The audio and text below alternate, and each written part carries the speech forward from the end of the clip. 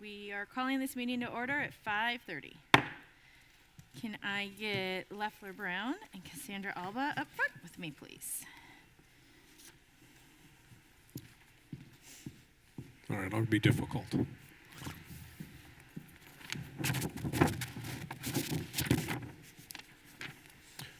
right.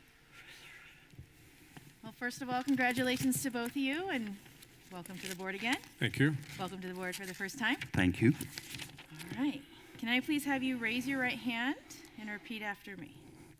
I, I, name. Cassandra May Alba, do solemnly swear do solemnly swear that I will support and defend the Constitution of the United States that I will will support and defend the Constitution of the United States and the Constitution of the State of California and the Constitution of the State of California against all enemies, foreign and domestic, against all enemies, foreign and domestic, that I will bear true faith and allegiance that I will bear true faith and allegiance to the Constitution of the United States to the Constitution of the United States and the Constitution of the State of California, and the Constitution of the State of California.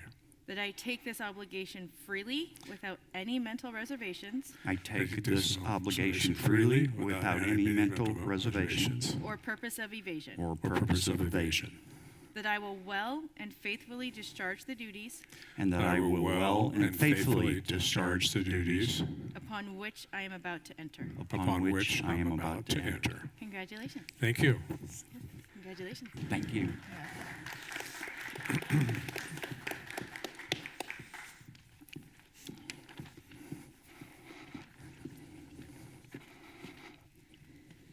All right.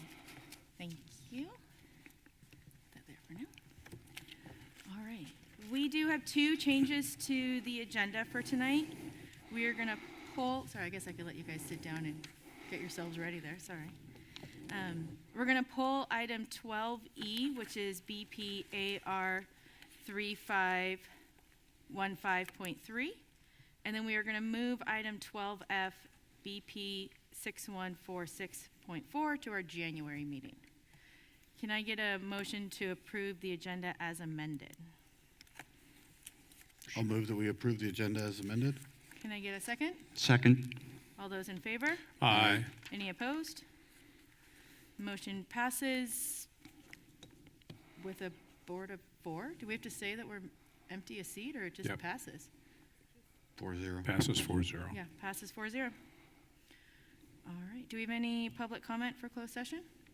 All right, then we will adjourn to closed session. Tradition. Yes.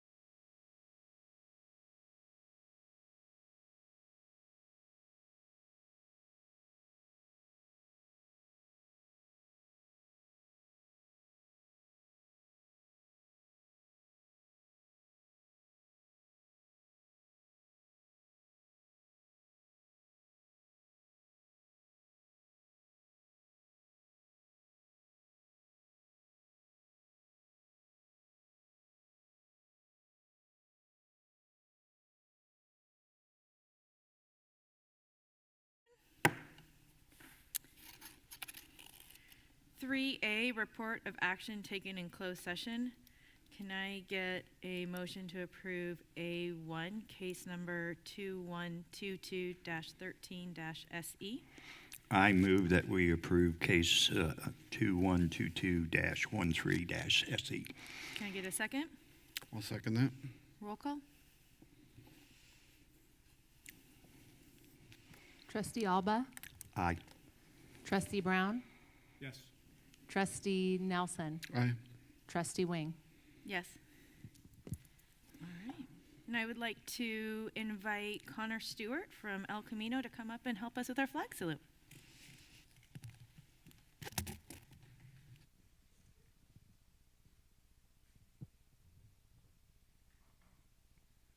Please stand. Place your right hand over your heart. Ready, begin. I pledge allegiance to the flag of the United States of America and to the republic for which it stands, one nation, under God, indivisible, with liberty and justice for all.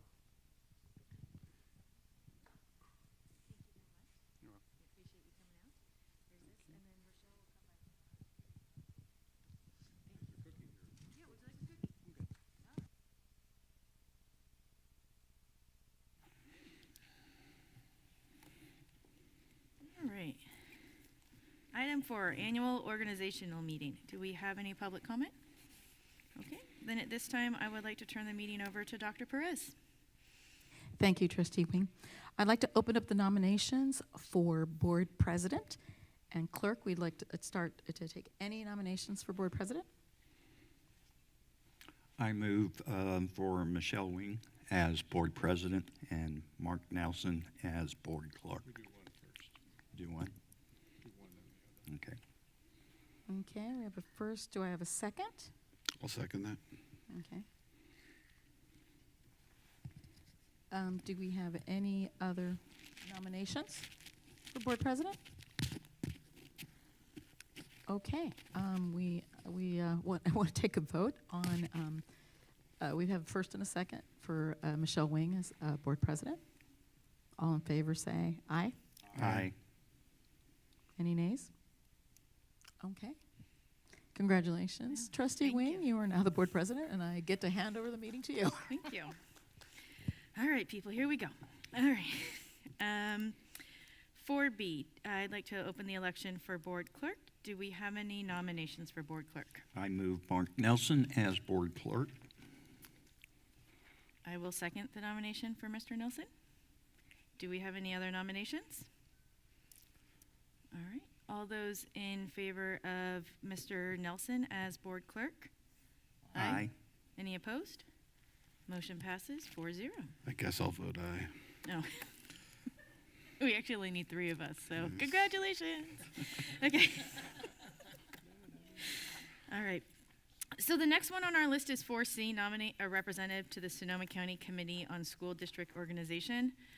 I'm just going to read.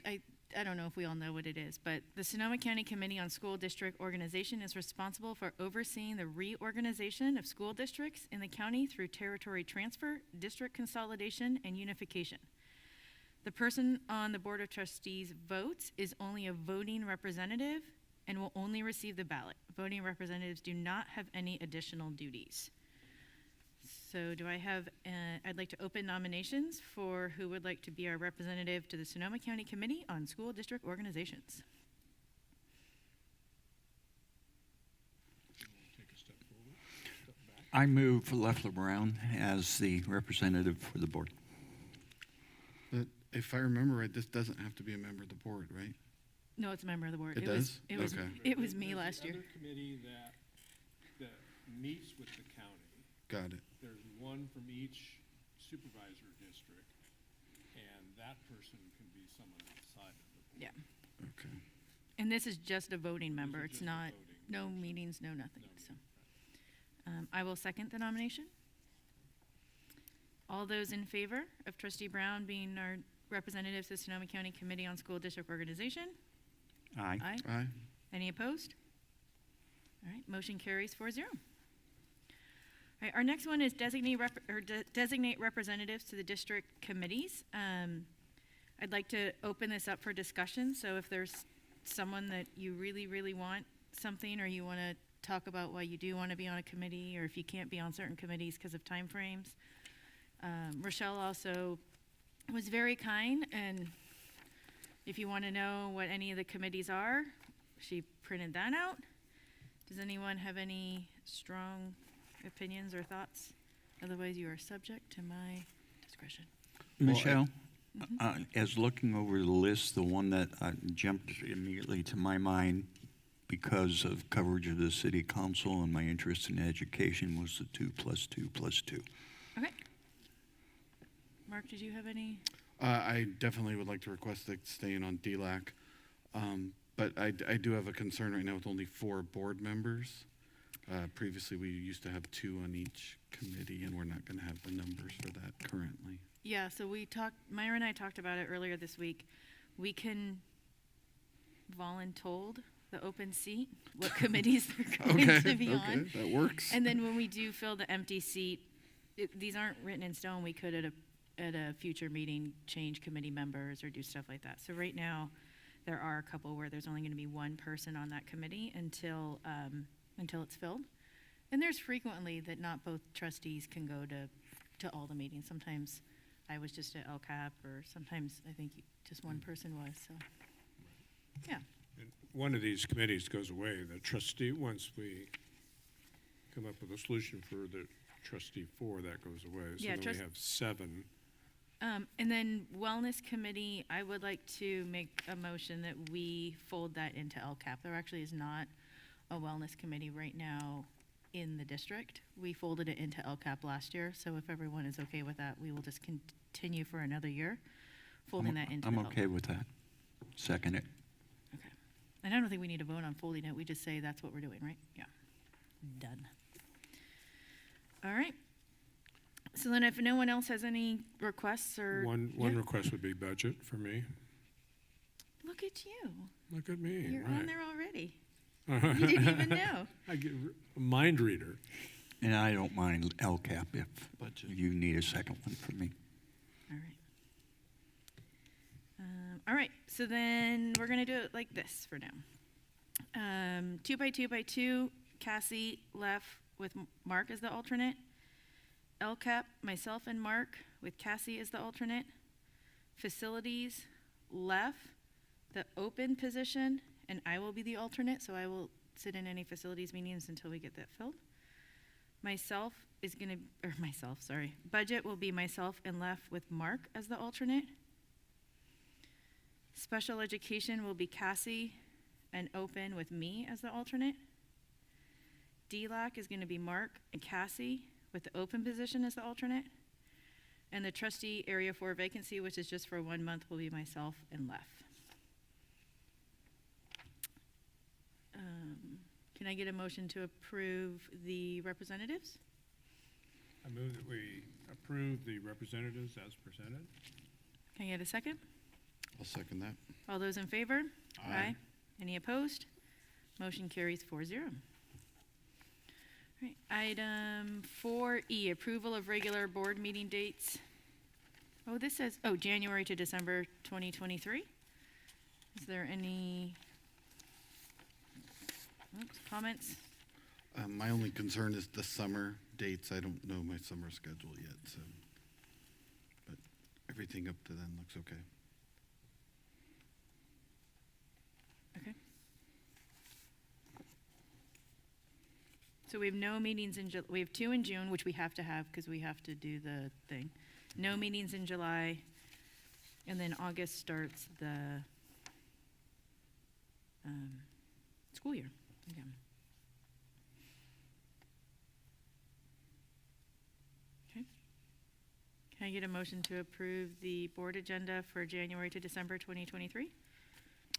I'll motion that we approve the regular board meeting dates for January to December 2023. Can I get a second? I'll second that.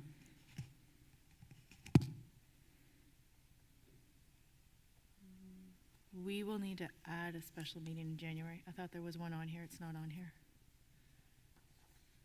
Do we want to add it now, or do we want to just do it? We're just approving the regular board meetings. No, special board meetings are on here too. But we can add They're special the board green. meetings anytime during the year. Yeah, but I didn't know if we wanted to add our January one now, or if we just want to send out a.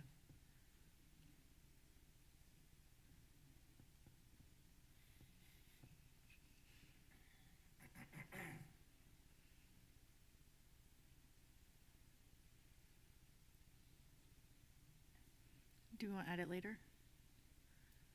We had selected some dates and placed them on our timeline, so I have Ms. Grigori checking that. Okay. Because when we talked about the interview process for our vacant seat, we had identified 2 days, 1 day for the interview and 1 day for, kind of Oh, right. people seem to want to have time to think about it and then come back and do a vote. So we had, I think we had selected 2 days. So if you give us 1 minute.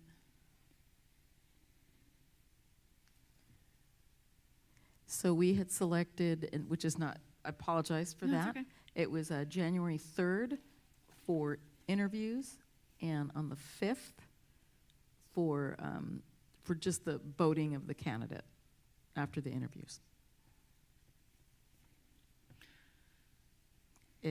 So if you'd like to have the 2 dates, let me know what your recommendations are. So can I just ask a question about that? Just Absolutely. Tuesday the 3rd is the first day back after all the vacations. Are you guys going to be like inundated at the district office? Are you good? We have to adhere to that 60-day requirement. Okay. So we will figure it out. All right. We will have to post the agenda and I'll good that. But the application process closes on the 28th and we'll be reviewing the application, so we will be able to prepare the agenda ahead of time. Okay. So we're going to add January 3rd as a special study session? Yes. Okay. Happy vacation, Rochelle. All right, so can I get a new motion to approve the regular board meeting dates January to December 2023 as amended? I'll motion that we approve the regular board meeting dates as amended. Can I get a second? I second. All those in favor? Aye. Any opposed? Motion passes 4-0. All right. Item 5, public comment for items not on the agenda. Do we have any public comment? All right.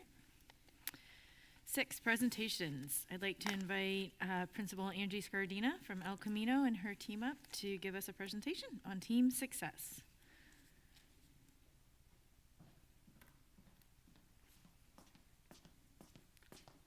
So- All right.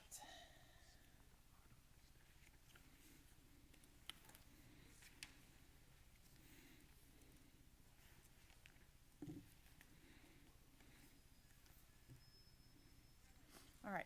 First and foremost, it's an honor to be here. Thank you for allowing me to be here. I'm excited to share some wonderful news and our goals at El Camino this year. So my objectives for tonight is that I want to give you a quick update on El Camino.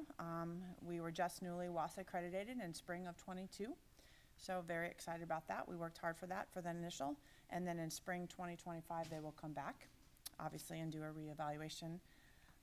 We became a Title I school in 21-22, and our goals this year and our SIPSA goals, we're focusing on reading, writing, math, and the culture in El Camino. Our improvement areas are attendance, and our strengths right now is our graduation rate, our relationships with our students, and we actually have a mentor this year that comes in 1 day a week to work with the kids. We align with the LCAP, so we continue to employ teachers in the El Camino Alternative School setting at Rancho Cotati High School, which means El Camino, to serve the unduplicated pupils at risk of not graduating with the online education and direct instruction to allow student flexibility and choice. Our vision at El Camino, I wanted to share that with you because, again, we worked hard on that last year and getting accredited by WASC. Our El Camino translates to the way. El Camino High School is an intervention to help students get back on track or on their way to graduate. We promote student success through care, commitment, and individualized support.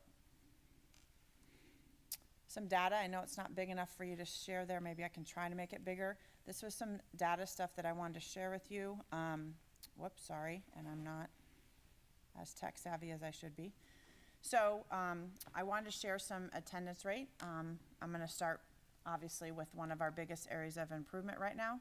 So in 2021, when we were on virtual, our truancy rate was 96.97%. To define the truancy rate, I don't know if anybody's, I wanted you to understand what that means. So at El Camino, the students have to be there 180 minutes every day to get a full day attendance.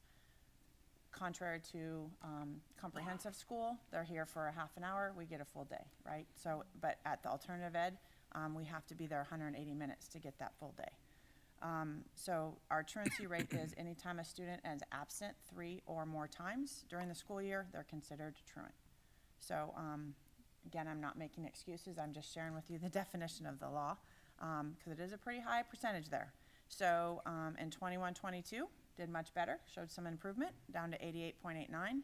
My goal for this year is 60%, so I'm asking for a big jump, but I'm working hard and putting interventions in place and trying our best to get them at school more and not have as much truancy.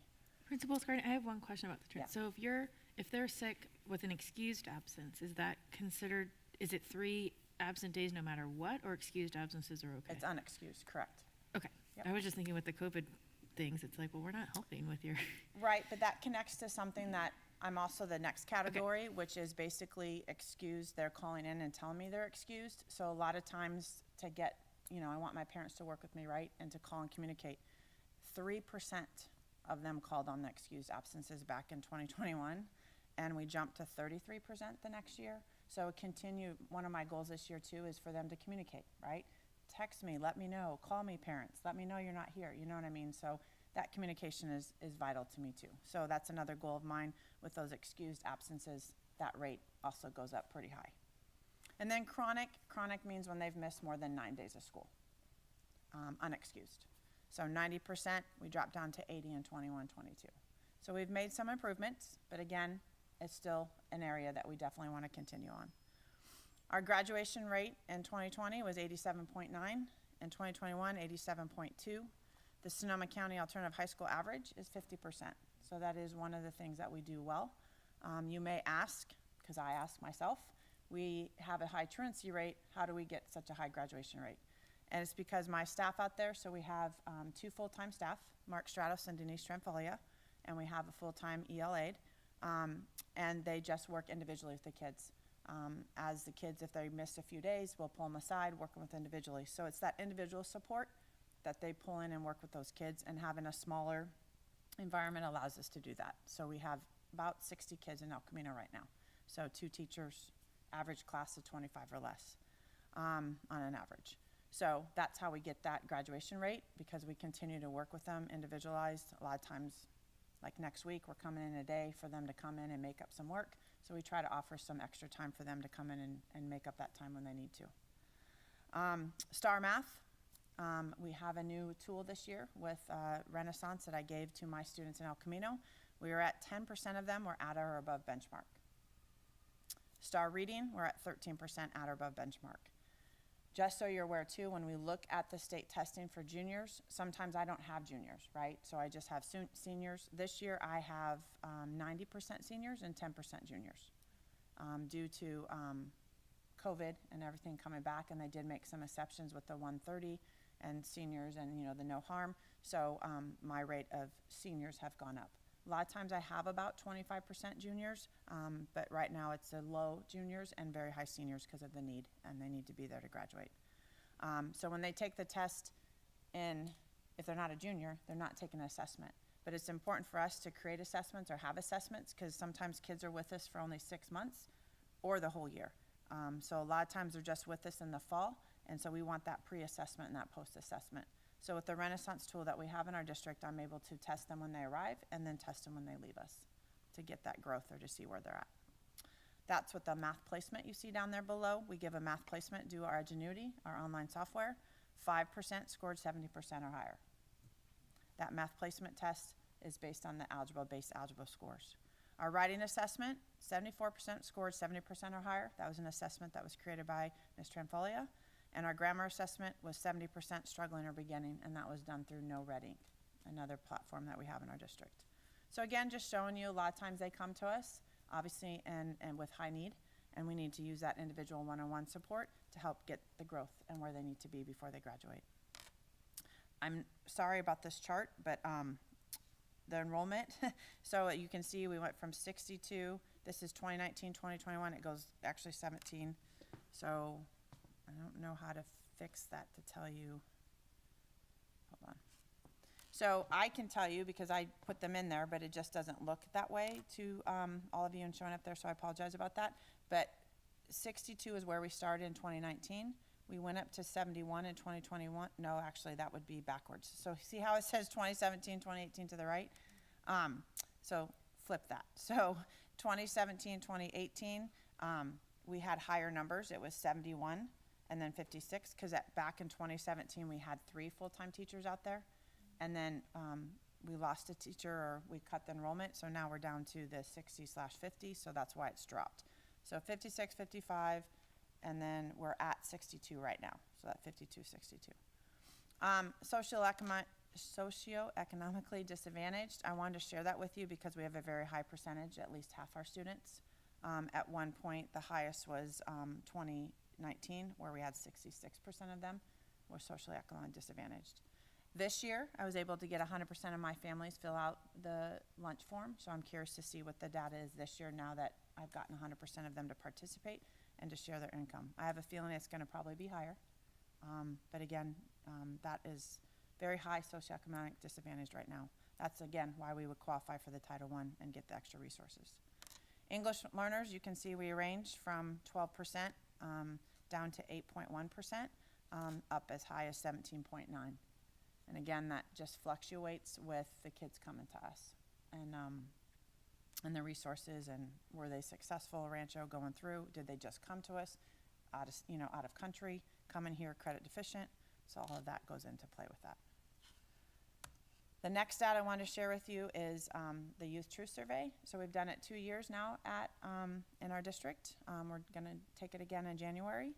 I highlighted for you in the yellow the areas that our students increase the most. So our students are seeing their strengths, they're maintaining relationships with their family, seeking others' help, getting what I need. Again, these were our growth areas and that they did better on after being with us or being in our district.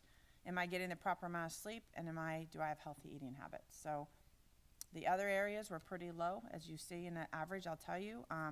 Focusing on the positive, a lot of them tend to not do that. Treat themselves, how successful, maintaining relationships with friends. So again, all of these things were things that we are looking at El Camino, and hopefully going to continue to see growth, but growth in more areas, obviously. Them taking responsibilities for themselves at school, their future, setting goals, all of that we're building in. And then my summary is basically just showing our ELCO way. So we want to teach our kids to be empowered, loyal, organized, and committed.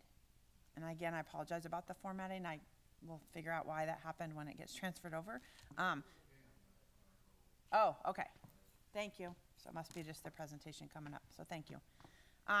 So we want to empower our students, right? We want them to take ownership, reflect on that, embrace that adulthood, that personal courage, loyal to themselves and others. Organized is huge for these kids, right? Keeping a binder, notebook, all of their issues, all of the things that they're doing on a daily basis, keeping them organized, showing that commitment, right? That resiliency. Had a lot of trauma in our life. We're now here. We went down different paths. Let's be successful. And then the enthusiasm, right? Motivated, stay motivated, hard work. Our next steps, you see a picture here of Jess Hazelwood and actually an El Camino graduate that works at the JC. Came back and we do some one-on-one individual help for financial aid and also for applying to the JC. So every kid at El Camino, before they graduate, has applied to the JC and also has filled out the FAFSA. So those are 2 requirements that we ask them to do. Now, if they choose to go that path, that's their choice. But my goal is once they leave me, they have options. They've applied to the JC or they may go the trades, but we've given them those options and we provided that support. Attendance, my goals are I make a lot of parent phone calls. I do some home visits. I'm actually reach out to students themselves also too, because they're older and responsible, and a lot of times they're the ones I need to get to school. And so connecting with those students, doing home visits. Very proud of them. Went to Noah Food Bank last Friday and did 2.5 hours of community service. They're right here, so it was great. Walked over, they organized the cans, they put the cans together for the Noah Food Bank, and it was a good experience for them just to work together and do that. Team Success, you're going to hear a little bit, Flash is here, but they come in and do a Friday check-in every week. And I do have a mentor that comes from Sonoma Valley. She comes every Friday and works with our kids too and tries to mentor them making those positive life choices outside of school. And then now it's questions for you. But again, my overall goal was I just wanted to, very proud of El Camino and very proud of the work that we've done out there. I've been out there now, gosh, is this my 5th year out at El Camino? Just very excited. Appreciate the recognition as principal this year and working hard in my job. It worked hard before too, but you've allowed me some extra time this year with my job and description and what I'm doing, that I'm allowed, have that time to spend extra with those kids and those families, and I feel it's going to pay off. So. Great.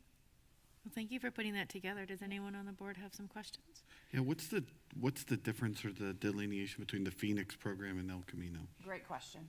So the Phoenix program is a program within Rancho Cotati High School, grades 10 through 12. It's an application-based program, so kids that apply and come shadow and then, find out if it's a right fit for them. Those kids, pretty similar to El Camino kids a lot of times, but they're not credit deficient. Okay. So the biggest difference is the credit deficiency at El Camino. Great.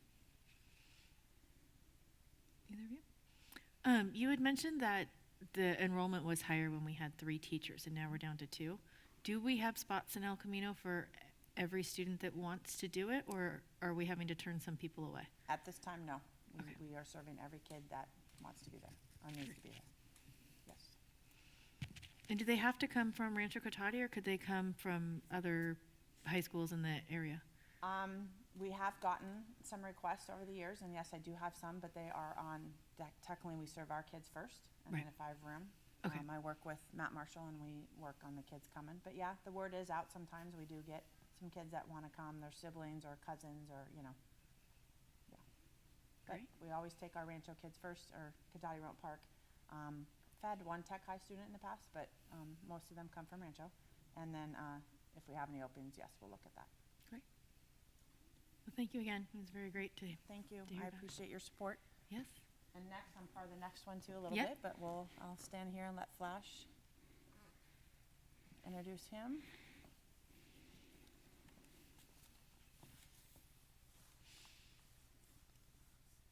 All right, well, first I'm gonna introduce Flash, and then I'll let you, so this is Flash Wells.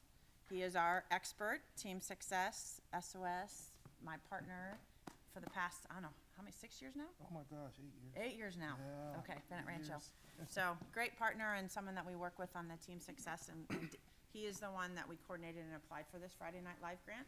And so we just, again, wanted to share with you, applying for the grant, what we're using with the grant money, and how we're supporting our students at Rancho and El Camino and LJ and Phoenix with the Friday Night Live. So, if you want to introduce one of our, go Yeah, ahead. definitely. As introduced, my name is Flash Welch. I've been working with the Team Success program here at Rancho Cotati High School for the past 8 years. The program has been on campus for over 12 years easily, which is a very interesting accomplishment considering that services like ours that are in schools, they don't last a long time for funding reasons and different and all sorts of other reasons. Team Success is a unique program in which we provide a variety of different services in different ways. Yes, we do individual counseling. Yes, we do group counseling. Yes, we go out into the community and we share information. This year has been very unique. I've had the opportunity to work with Ms. Gardina and a lot of teachers and administrators in providing outreach to students in a way where they could make a difference in our Rancho community, in our general community outside of Rancho. I'm talking about our Friday Night Live programs. We have three chapters on campus, one in the El Camino program, the other in the Phoenix program, and lastly, on Rancho campus.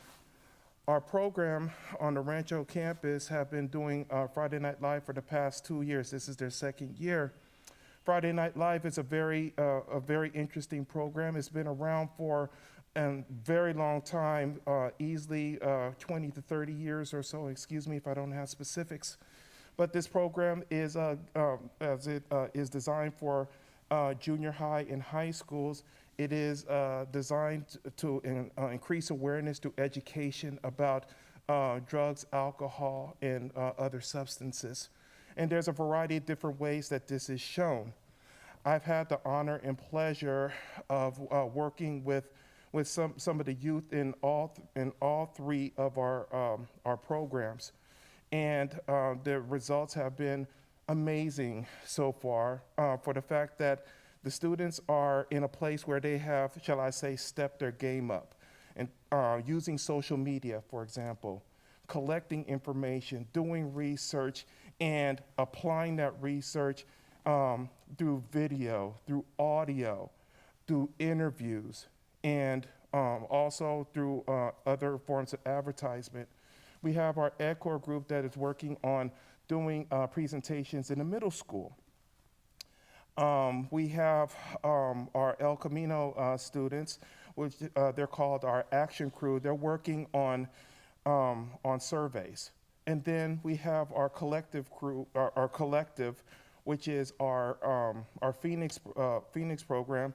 They're working on interviews, interviewing other students as well as other faculty and staff on campus. So these chapters are very proactive. And of course, with your support in any way, shape, or form, we're able to continue to do this and a lot more. Team Success is really appreciative of the opportunity that you guys have given us in whatever capacity that you have that you guys have supported us throughout the years. Now, I'm going to hand this over to. Excuse me, I've been talking a lot. I'm going to hand it over to our youth support intern. This is a new position that's been created within the Team Success program to provide support for our drug and alcohol education. So, please.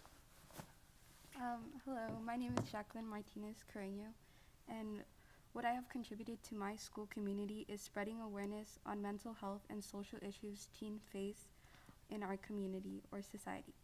My work has consisted of gathering information on issues and sharing/posting about them on social media platforms. The work I have done has given students informative information on how to cope with these struggles. I have given students an extra support that it's okay to reach out and ask for help. Thank you. If you are interested in some of the work that, Talking, we're Okay. a team, but there's Okay. some pictures and things you're already talking about. oh so yes, just- Yeah, I'll continue to yeah, I talk know, through. we got it memorized, but I'm just helping here. Because we are at LJ2, so we do have Yes. we do have a chapter at LJ2 this year.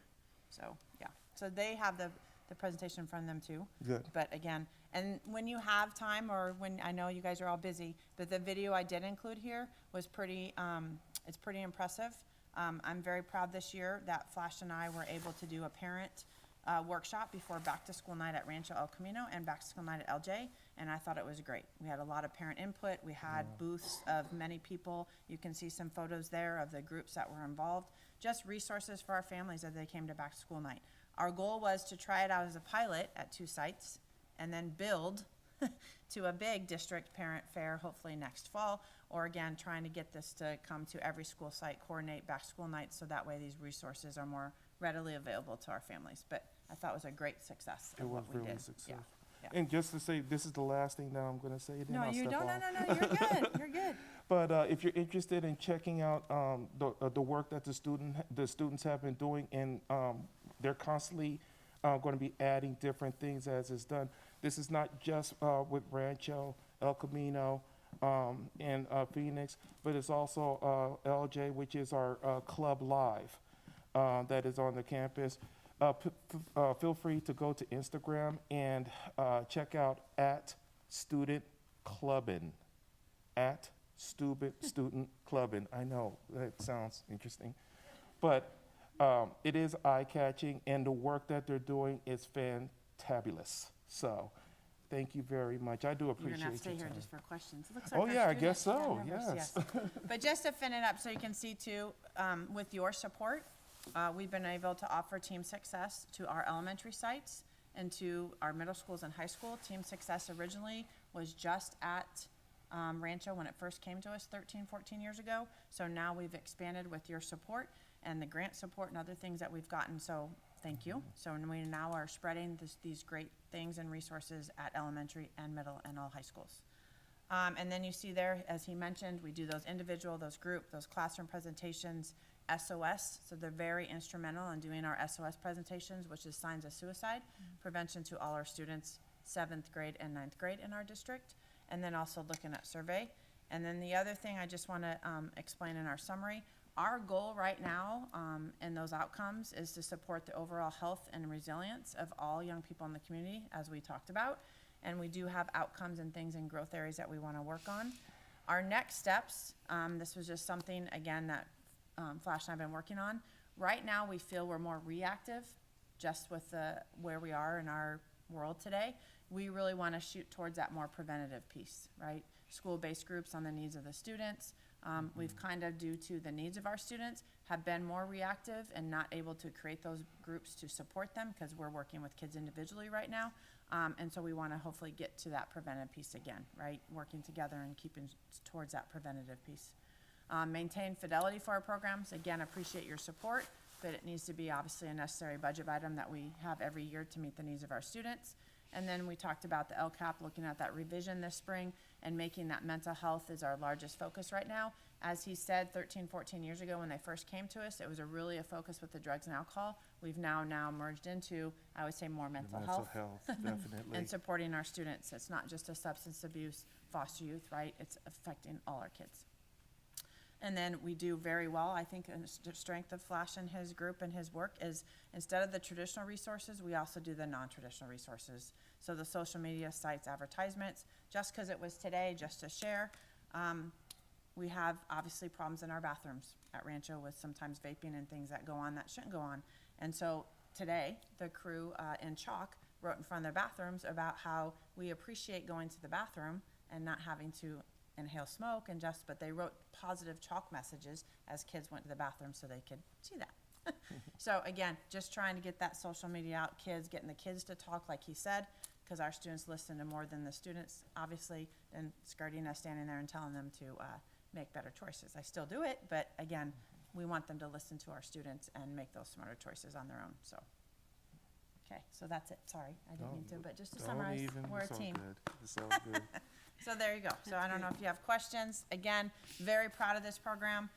We usually come once a year. With COVID, we hadn't had a chance to come and share you all the wonderful things they're doing with our students in our district. So I just wanted to make sure you're aware of all the great things and positive things, and to thank you for your support for Team Success. Well, thank you, Flash and Jacqueline and Principal Scardina for the summary. Any questions from board members or comments or anything? Mark? All right. Well, thank you very much. I know it's amazing work that you guys are doing. Good to put a face to Yes. the name. I know my daughter has mentioned Flash several times. There we go. Thank you. I agree. It is good. And then enjoy the Midwest sugar cookie I put in front of all of you, too. Oh, is this, are you, I'm going to be like, we're going to be on, I mean, this is kind of bad to say after the no drugs and alcohol. We're going to be on sugar high after this. Yeah, thing. you I mean, these are acceptable, right? This is the acceptable program. And may I say, sugar is a drug. Thank you. Well, sorry. We're going All right, for it. thank you, guys. Appreciate it very Thank much. you. Good luck tonight, David. All right, thank you. All right, on to item 7, communications.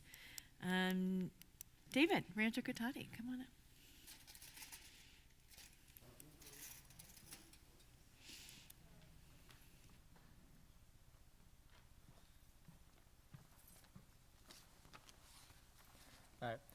Good evening, school board. A lot has happened within the past month. Our Camp Food Drive has started on November 28th and will end tomorrow, December 14th. All proceeds will go to our neighbors organized against hunger, NOAA. Students can bring non-perishable canned or bagged or boxed food. If you can't bring in cans, you can bring in money donation as well. Every dollar equals 4 pounds. Our goal is 10,000 pounds this year. Our first ever toy drive has begun as well. It will end December 15th. The toys will be donated to Toys for Tots collected by Runner Park Public Safety. The teacher who the teacher who collects the most cans will get a prize and bragging rights. With the Camp Food Drive and Toy Drive, we are holding competitions. There are 3 separate categories: toys, cans, and meals. Meals, the winner is the teacher whose students create the most traditional American holiday meals, consisting of box stuffing, cans of cranberry sauce, packets of turkey gravy, boxes of macaroni and cheese, canned green beans, non-perishable canned ham, canned pumpkin pie filling, boxed mashed potatoes, or $25 cash. The winner of the cans and toys competition is the class who brings in the most. Each category will have their own prize. And so far, we have collected $2,195 in our Cougar Closet Cleanout.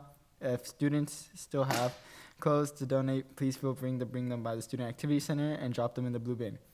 This Student of the Month theme was determination. Congratulations to all the students who were nominated. The ESB class also participated in the Cotati tree lighting ceremony, shop and stroll, on the 2nd and 3rd of December. We held a booth where we would wrap gifts for our community and accept donations. And then our management events to class were integral in assisting the city of Cotati with their annual tree lighting in La Plaza Park and breakfast with Santa Rosa at the community center. 2 students were able to spark the magic by flipping the switch to turn on the tree's lights, while the entire class helped the recreation coordinator with the event. The class also assisted in serving breakfast, cleaning, and taking the photos of the event. And the class also assisted in serving breakfast. The management and events 3 students was in charge of the craft room, where over 75 children could make the holiday crafts designed by and set up by the coordinator. And then congratulations to our drumline, color guard, and band students who competed at the championship. Color guard earned 5th place out of 17, band earned 3rd out of 17. And then after completing the regular esports season ranked as number 1 out of 64 schools in the Pacific region, Splatoon Club's competitive team, Rogue Wave, won their first playoff match against Bishop Montgomery High School from Torrance, California. The next playoff match is Wednesday, the 7th, and Friday, the 9th, which have already passed. And congratulations to the competitive team, and thank you to all the Splatoon Club team members for your support. A student survey was sent out to the students to get more information on how Rancho courses are setting them up for success with the career they want to pursue after high school. And then our RCHS Music Department hosted 2 concerts last week. On December 6th, the RCHS Jazz Band performed, and on Thursday, December 8th, the Symphonic Band performed. Our Winter Airband Rally will be held this Friday. Our theme is Candyland Adventure. The airband themes for this year are seniors Candy Castle, juniors Lollipop Woods, sophomores Peppermint Forest, freshmen Gumdrop Mountains. This week's Spirit Week consists of holiday cheer, which is wear an ugly sweater or holiday headwear. Today's was Santa Satchel, bring anything but a backpack. Wednesday's Baby It's Cold Outside, wear any winter gear. Thursday, Winter Wood and or Winter Wonderland. Upperclassmen wear white and underclassmen wear plaid. Friday, Candy Wars, freshmen wear green for Apple Drops, sophomores wear pink for bubblegum, juniors wear blue for Gummy Sharks, and seniors wear red for Sweetest Fish. Lastly, we'd like to thank Dr. Glanzer for his time as principal of Rancho, getting us through COVID crisis, creating a schedule that we like, keeping us safe, and bringing up more among staff and students. We wish him the best. Thank you and happy holidays. Thank you. Naomi Hernandez, would you like to come up for Tech High?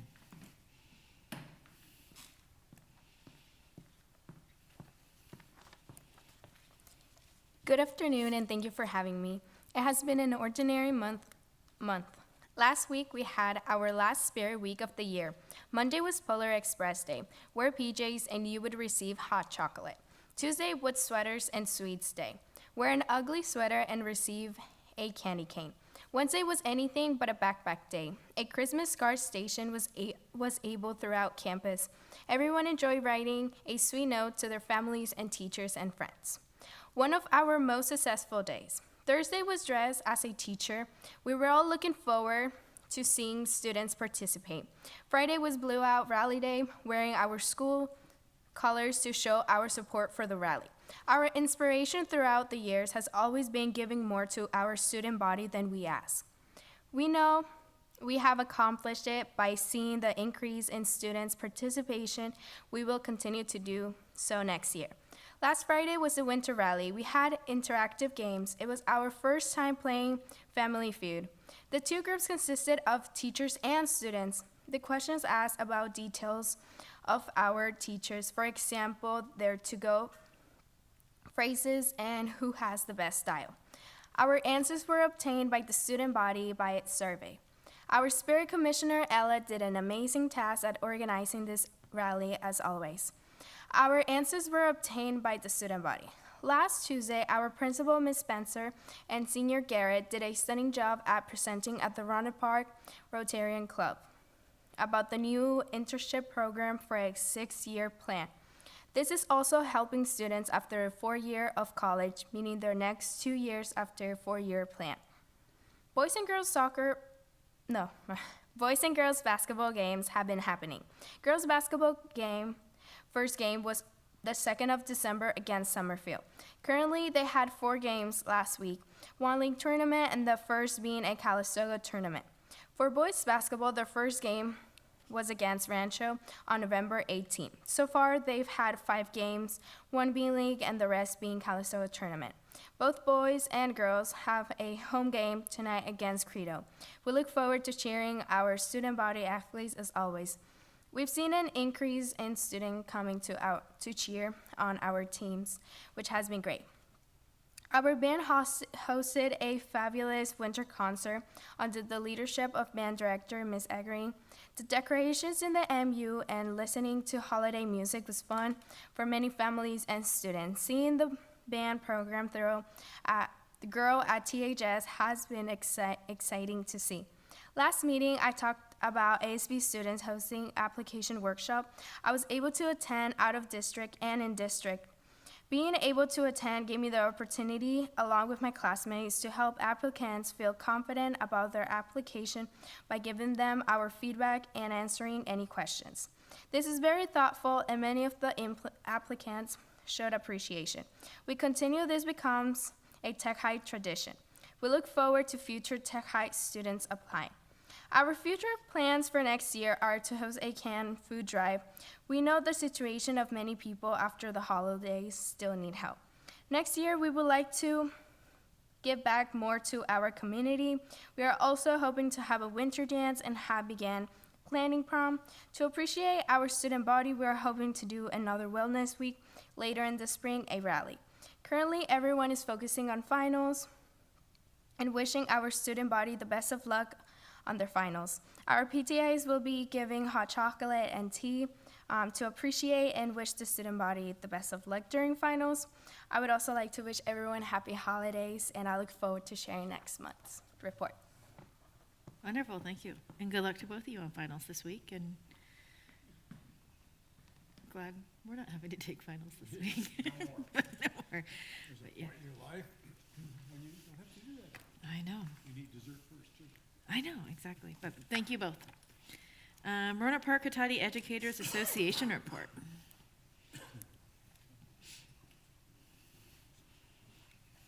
If you need extra cookies to stay up tonight to study, please help yourselves.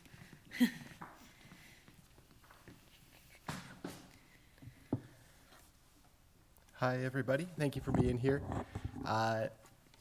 Happy holidays, and welcome, Trustee Alba, to the board. Thank you so much for stepping up, and it's a thankless job. Clearly, not a lot of people want to do it, and it's really, we feel really lucky that you're here. Congratulations, Board President Wing. You're running things so efficiently and quickly, and I wish I could run meetings that well. I'm still working on it. I just hope everybody has is prepared for a wonderful, restful winter season. I hope that however you celebrate, it's joyful and you get to spend time with people that you care about, and that you come back from that time feeling nice and rested. Wintertime's a great opportunity for reflection. I've been thinking a lot about why I got into teaching in the first place, about why I got into leadership in RIPSIA. I remember those teachers who made that impact that changed my life. Those art teachers who would take the time who would make a point to run a field trip to San Francisco, to go to museums. It changed the trajectory of my life. You know, those people who connected me to music that I wouldn't have heard otherwise, and that's always meant a lot to me in the profession. It's a big part of why I got into it. As far as the RIPSIA leadership goes, I think education is foundational to our society, and I don't think anybody here disagrees with that. Most likely, I don't think you'd be here if you did. And I think that having the best quality teachers, and having teachers who are able to do their best possible work are two separate things, but both things we need to be striving for to the best of our ability. And by joining the union and by becoming a site rep last year and the president this year, that's my objective. I want our district to have the best possible teachers, and I want our district to have the teachers who feel able to do their job to the best of their ability. Looking at item 12C on our agenda tonight, I'm very excited that we were able to reach an agreement that where we have in the third year of our contract, we aren't going to be splitting the raise. It'll all come in July of that year. This contract included 16.38% in raises. That's the final number over the course of it. That's a huge step in the right direction. It's something that's really exciting. It's an amazing accomplishment in the last year between the district and the union to make that happen, and to make it possible to work the financials out. We're moving the right direction. I really do think that's great. Without the unwavering support of the community and the hard work and sacrifice of our membership, this unprecedented raise couldn't possibly have been accomplished.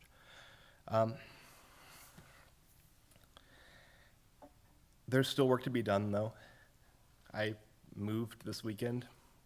My wife and I have our first child coming in March, and we moved in with my parents after living in a house in downtown Santa Rosa for the last 2 years, because we want to be able to afford eventually to buy a house of our own, and we're never going to be able to do that while still renting in this county.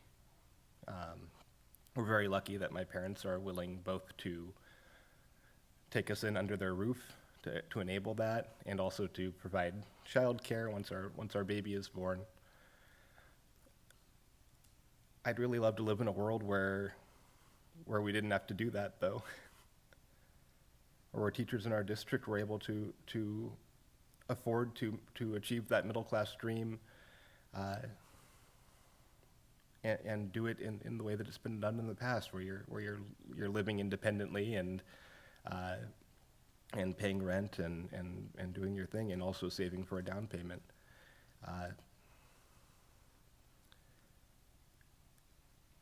And we're going to keep fighting for that here. This is a really, really important part of what we're doing. The biggest thing I really wanted to hammer home here during this address today is I do think it's time for us to move on from the vitriol that we've experienced in the last couple of years. I think it's bad for everybody. I think it's bad for the students. I think it's bad for our union. You can't keep people motivated and excited on anger alone. That's not a sustainable basis for doing things. I'd like to encourage all of my colleagues to, where you can't, if you think that there's a contract violation, talk to your administrator. find the place in the contract that you think is being violated and address it face-to-face, one-on-one with your administrator. More often than not, it's going to be a case of somebody who is working in a flawed, under-resourced system and is doing their best to try to make things work. And maybe they missed something. And I bet you that if you talk to them, that you're going to find yourself in a situation where you're happy with the outcome. And you're going to do it without anybody, without damaging relationships. You're going to do it in a way that is positive for everybody. We got a new year coming here. It's time to be working together as well as we can. It's time to be putting our best foot forward, and doing our part to repair this relationship and work together as well as we possibly can. And I appreciate the work that everybody has done over the last couple of years. I appreciate the sacrifices that people have been making, and I'm so excited for a new era where we can continue fighting and we can continue watchdogging and we can keep our eye on the contract and make sure everything is being observed appropriately. But there's stuff that needs to be done, and it's going to get done more. It's going to be more likely to get done if we work together than if it's constantly a fight over every single thing. And I'd like to express my goal for RIPSIA to work in a more cooperative way toward those ends moving forward, and I trust that the district will do the same. Thank you. Thank you. And I wish you a wonderful winter break as well as all the other RIPSIA and SCIU and CSEA and everyone. So, wonderful. We do not have a CSEA report tonight, and we do not have SCIU. All right. Item 8, consent agenda. Any public comments? All right. Any discussion about the consent agenda? I'd like to just briefly talk about item L on the consent agenda. As I was preparing for my first board meeting, I went over all the agenda items, and I was delighted to see that not only have we brought back Community Matters for their Safe School Ambassador program. They do a tremendous job. I've attended some of their events. I've talked with some of their Safe School ambassadors, so I was pleased to see not only are they back, but the district is expanding the contract to more schools and more training for that program. So thank you, district. Great. Any other comments or discussion? Can I get a motion to approve consent item 8A through O? So moved. Can I get a second? All those in favor? Aye. Any opposed? Motion carries 4-0. Item 9, educational services. No public comment. 9A, approval of Title I, Part A, district level parent and family engagement policy. Yes, this parent engagement policy is required because we accept federal funds, Title I funds, and this is the revised policy that we're bringing to you for approval. And as a reminder, this is part of our FPM documentation that we must provide to the CDE reviewers. Any discussion or comments?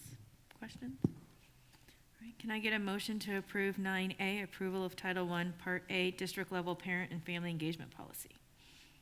I move that we approve the 9A. Can I get a second? I'll second that. All those in favor? Aye. Any opposed?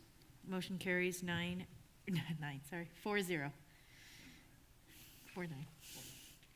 4-9. Item 10, personnel services. There's no public comment. Not 10A, declaration of need for fully qualified educators. Yes. Yes. We have this declaration should we need teachers in hard-to-fill areas. So that's what it's something that we do regularly and routinely is approve this should we have to employ someone that may not have a credential or be it on a PIP or an intern. Okay. And I'm sorry, I should have asked you that. This just came to my mind right now. How many open positions do we have right now for educators, not support I'm going to staff? look at the audience. I know. I'm going to look at Jen Hansen, our Director of Just a Human handful? Resources. About 3 teachers. Okay. Three. We have people lined up Right. that we're getting ready to hire, but we just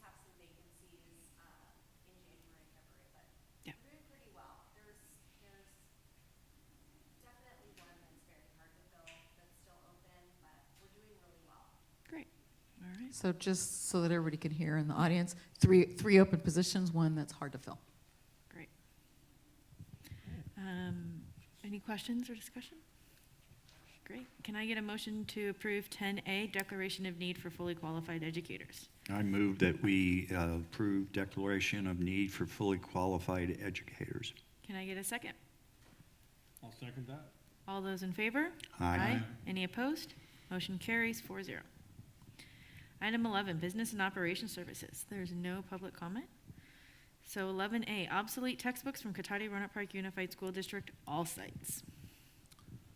Yeah, we have many sites, if not all sites, that have obsolete textbooks, mostly due to the textbook adoption that we just went through last summer. So we need to get rid of them, discard them, and or otherwise. Great. Any questions or discussion?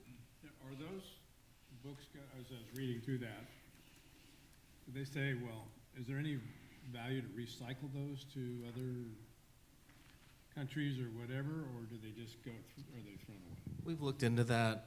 There was a there was a company that wanted to send some books to somewhere, but we would have had to pay for the shipping, which it's not really cost effective. And one of our sites, Richard Crane, had some curriculum that wasn't really obsolete, but we changed the curriculum, and they had some curriculum that they could sell to someone who was interested in buying them. So we're going to do that as well. If there is a need, that thing, okay. When you say get rid of them, you're not putting them into the trash stream, you're going to recycle them? Correct, yeah. Okay. The latter, we're recycling them. And it takes our maintenance department, it's a lot of work for our maintenance department to take care of it. They put dumpsters out and then it gets recycled, yes. Okay. Bonfire at the end of the year. Never know. All right, can I get a motion to approve 11A, obsolete textbooks from Cotati Roanoke Park Unified Schools? I'll move that we approve 11A. Can I get a second? I'll second that. All those in favor? Aye. Any opposed? Motion carries 4-0. Item, what? Bathroom break. All right, sorry, John, you walked all the way up there, but we are going Gonna to take a take a break? quick 5-minute bathroom break, so start.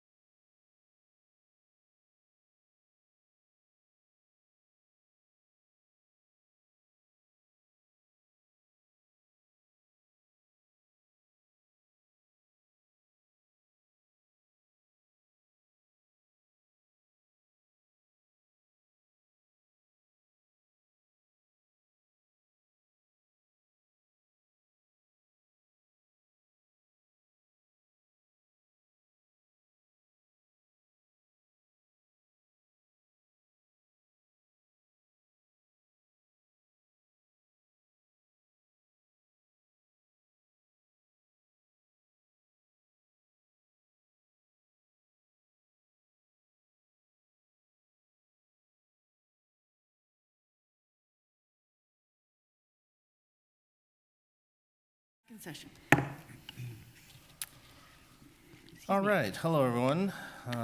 John Bartolome. I'm here to present the first interim report, which is attached to the agenda. Again, these are highlights of the report. It is a big, long report, and I hope you read it. I want to give a special shout out to my assistant Nikki and my director Molly for helping me put this together. And I'd also like to thank the governor and the legislature for providing a budget, unprecedented budget for education, and really helped us be able to pay for the 16.38% raise that we gave last year, which we were never going to find budget cuts to support. So, so the first interim report is the first of two interim reports that we prepare for the board each year. After reviewing the report, California Education Code requires that the board certify the district's ability to meet its financial obligations for the remainder of the current fiscal year, as well as the following two. So the budget is, again, this is the third iteration of this year's budget, and it's updated for changes in revenues and expenditures using the most current information available. And information has changed again. And we update the multi-year projections using these current assumptions. The report is then sent to SCO, the County Office of Education, for review, and we'll receive a letter from SCO noting approval or disapproval. A lot of eyes get on these reports. So I'd just like to show you where we are in the state budget process. Everyone's submitting their first interim reports across the state. And in January, once we get back from vacation, for those of us that go, we'll be hearing what the governor's proposal is for next year's budget. There are a couple concepts I want to keep reminding everyone of. This being one of them, that we are a state-funded district, and there are basically two different how districts are funded. State-funded, which is districts entitled to a calculated entitlement based on things, ADA, and the local control funding formula. We actually get cash through property taxes and state aid, and you're a basic aid district if, I'm sorry, let me finish my thought on state-funded districts. So if you think of a bucket, this is Left's analogy. If you think of a bucket and your entitlement fills the bucket, what you're entitled to receive funding-wise, property taxes fill up that bucket part of the way, and then the state makes up that difference with state aid. So the difference between a state aid funded district and a basic aid district is that the property taxes that a district receives outperforms what you'd receive through the formula, so they get all of that money plus the excess. And you don't get a choice, it's just what amounts to more money for a district. So we receive about $29 million in property taxes of the $65 million in LCFF revenue. So we're about $36.5 million away from being basic aid. Any questions? No. You're telling us we're not going to be. We're not going to be basic aid anytime soon. Well, the issue there is the property values of the homes of the property within your school district, and this is a huge inequity when you look at certain districts you go over the hill to St. Helena where the Yeah. property values, the average, house value is in the millions versus in the And they have a thousands. small district, which makes. Yeah, makes a and difference. those districts end up getting twice what we get. And it's a huge inequity that the state has, and if I could wave my magic wand, I would make it equal for every student in the state to get the same amount of funding. But unfortunately, the political and the lobbyists for the basic aid districts aren't doing their job. They're looking out for their little communities and not the overall education of all students, which is not right. About half the Get off my districts in soapbox Sonoma, about half the districts in Sonoma are basic aid. And, we're not one of them, obviously, which also doesn't help the fact that we're one of the lowest funded, if not the lowest funded per student district in the county. So, thank you for that. Yeah, and that relates to how you run your budget, how you pay your salaries, how you pay for your utility bills, et cetera. So, not right. My random thought, really quick, sorry, John, is I know Dr. Perez, the superintendents all got together 6 months ago or something. You wrote the joint letter to the governor. Has there ever been a time where, like, school district, the board members have gotten together and started saying, like, four of mighty people that we are, writing letters to the governor saying, look, this needs to be, like, have school boards ever created, like, a legislative committee or an action committee to kind of take something like that on? I nominate Trustee Brown. No, but- I mean, you can write into your blue in the face, but Right. it's a matter of power, it's a matter of influence, and it's a matter of those districts that have the money aren't going to change that. Right. You are not.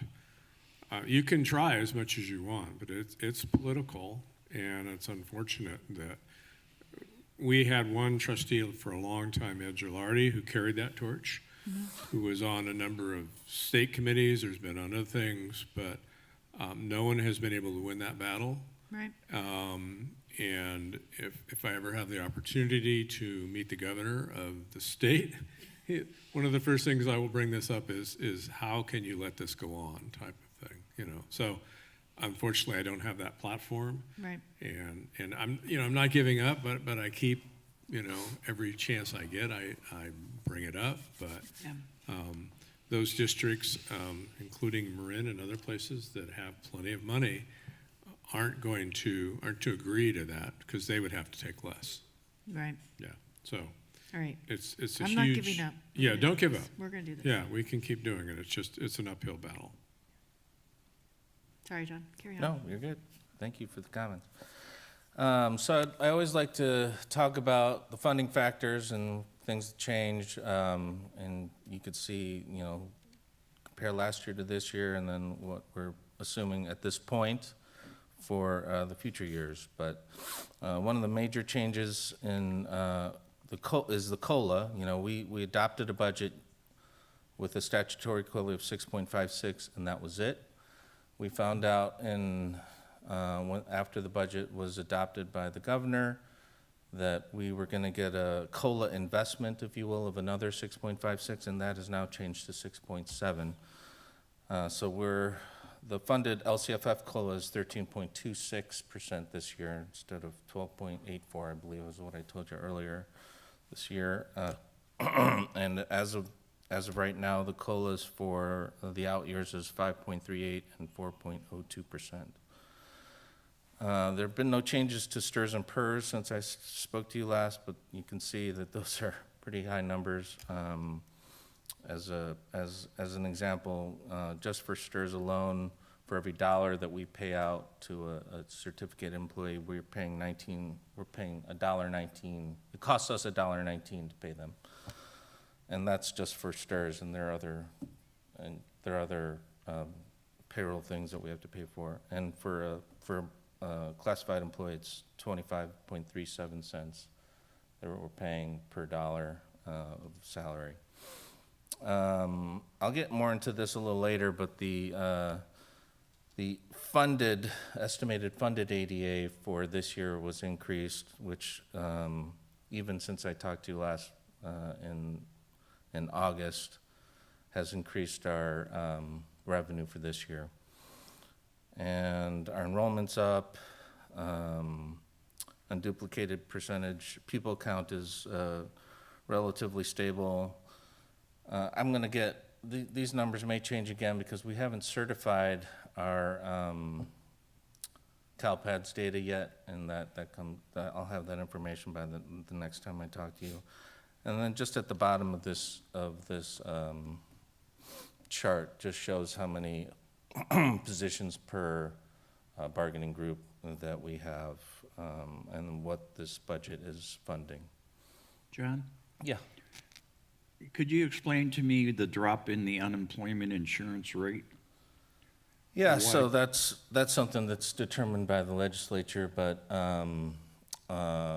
you know, it was the 0.5% that we've been paying, the 0.5% that we've been paying over the last couple of years was increased from like 20 times, it was 0.05% just 3 years ago. But they project to reduce that back down to 0.2% starting next year. I just find it unusual the state's going backwards Yeah. on something. They didn't, I mean, honestly, for education, because we didn't lay off, or the labor market did not hit, or the state didn't. We're not drawing on the unemployment. Exactly. Okay. It was unnecessary for them to raise the rate for school districts, but they did anyway. So what's changed since the budget adoption, or even the 45-day? We've adjusted salaries and benefits to reflect actual projected costs. We did just settle for next year at 5.38% versus what potentially what the budget was built on, 3.61 for 23-24. Posted carryover, we only budget or increase local revenue budgets as actual donations are received, and then we're always adjusting the special education budget as needed to cover our current projected expenditures. But I just want to make sure, there were, in all these adjustments by the governor to the budget, they didn't really earmark any specific funds that are going to raise our special education funding, right? No. Yeah, okay. Not since I talked to you last. There was an increase in special ed revenue this year, but it was mostly COLA and that kind of thing. So the other concept I want to remind you of is this because it affects our current year budget again. This is some of the new information that we're building our budget on currently. So this was announced prior, but the LCFF funding is based on the greater of current year ADA, prior year ADA, or the computed average ADA using the 3 most recent prior years. And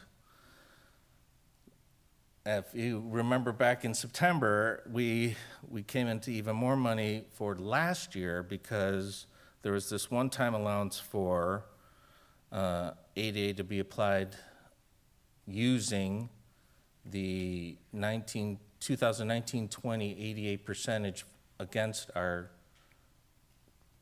enrollment for last year, which amounted to an additional almost $3 million for our district for last year. But it changes the ADA that will get funded on for this year, because last year's funded ADA, which changed, is now better than what we're projecting our current ADA to be. Does that make sense? Mm-hmm. Good. Is this the year that was supposed to be the big cliff that we were, Yeah, or was well, next year supposed to be the big cliff?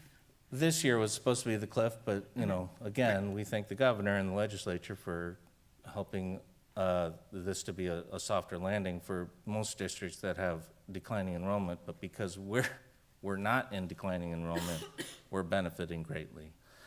And again, due to its uncertainty of being approved and not knowing how it would be implemented, which we do now, this proposal was not included in the prior reports that I've given you, the budget adoption, or even the 45-day, because I didn't know about the bottom half of this, how it would affect our, budgets going forward until recently. Does that make sense? Okay. So this is where this comes into play. So, a lot of the key budget assumptions for this year and the two prior years are step and column adjustments and vacancies for this year are accounted for. We're using the current Department of Finance COLA funding assumptions, STRS and PERS costs. We've seen health and welfare increase 5% over in the last couple of years, and we were using a 3% assumption in the out years. So I've actually increased that up to 4% for the out years, and then the funded ADA funded ADA projected for this year is our prior year ADA. For next year, it's the current projected ADA for 23-24, and then the estimated funded ADA for 24-25 is the 3-year prior year average. And again, there's a calculator that helps us figure this out, and it's going to take the best case scenario for our district, and that's a huge jump or difference than what I told you, budget adoption for sure. So, just like all, we don't get concentration funds because we don't hit that 55% unduplicated pupil count percentage, and I don't see that happening. I mentioned earlier that the 5.38% salary increase for 23-24 for all employee groups is included in this budget. And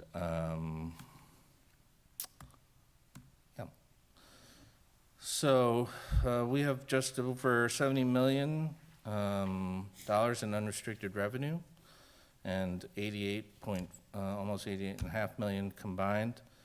One-time revenue accounts for $4.3 million of that combined revenue, and we have about $9.8 million left to spend in one-time money with due dates between 2024 through 2028. So as we make plans to spend it, and or you'll see contracts or whatever that reference this money. So that's how it gets increased, and why there's differences report to report. So, John, can you go back there? Going back to that slide.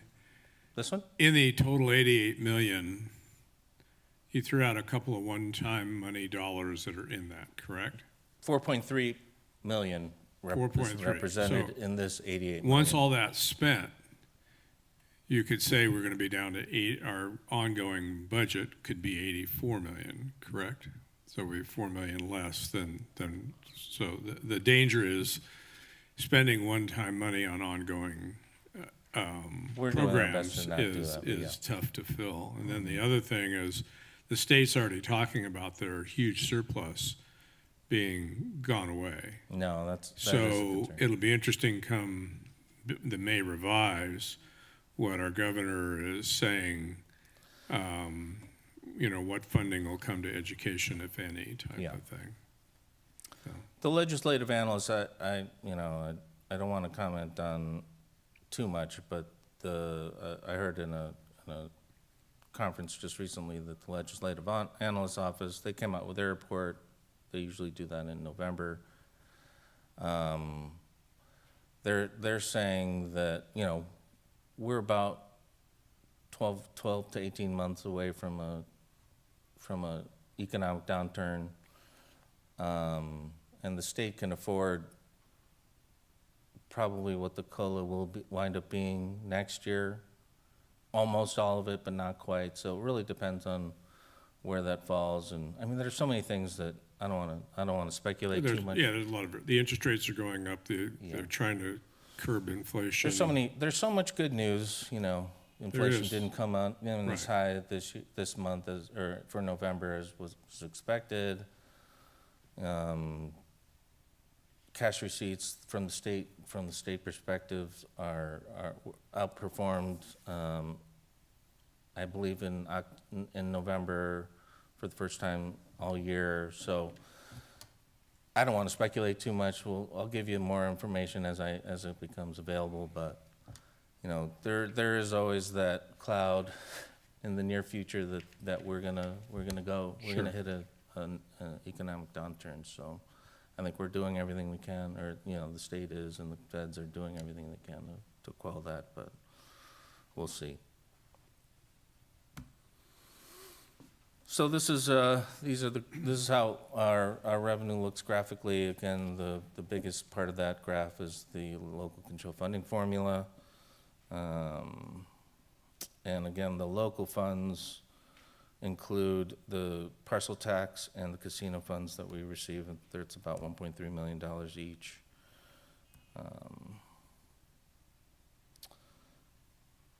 Expenditures, unrestricted expenditures, 54.8 million. That's and 85% of that is going towards our people costs. We're a people business. That's what it looks like graphically. John, I have a quick question. Yeah. The casino fund, Mhm. we get that ongoing. It wasn't just for a short amount of time. Yeah, it's up to whether or not they can fund it, but yeah, that's the In idea. theory, it's indefinitely as long as the funds are there. Mhm. With the proposed expansion with the new hotel and bigger casino and stuff, was there any talk about we get more money? I know, or- yeah, you're not the first person to ask me that. I And I think know we're asking a that's lot of crystal ball conversation. That's a questions, so- conversation we would have to have, because really we apply for the funding that we receive through, programs that they're basically funding programs that we may or may not run if we didn't get that money. So, Right. Myra and I would have to Okay. make that request, and But it's not like a line for line, like if they increase their capacity 50%, we No, get 50% more money. no. Dang it. All Right. I love that idea, though. Okay, so this is something I always provide, is the difference between what we were projecting even at in August, August, I believe, is when I presented the 45-day budget revision. We were estimating a $719,000 surplus. That has now jumped to $1.8 million surplus for this year, and the reasons are mostly because of the ADA and the funded COLA adjustment. That's a $1.1 million increase. The other state revenue was a shift. We thought we were going to get the increased transportation income through the LCFF, but they're just going to give that to us through other state revenue. And then we've made some adjustments in certificated and classified salaries for those reasons. We had an LVN as an example, as a classified person. And then the other big adjustment was in the other services. And as you know, we're going through a WASC accreditation at this high school that cost us some money that we didn't know about. SSU intern program, which helps us with our staffing, and then some principal coaching makes up that difference.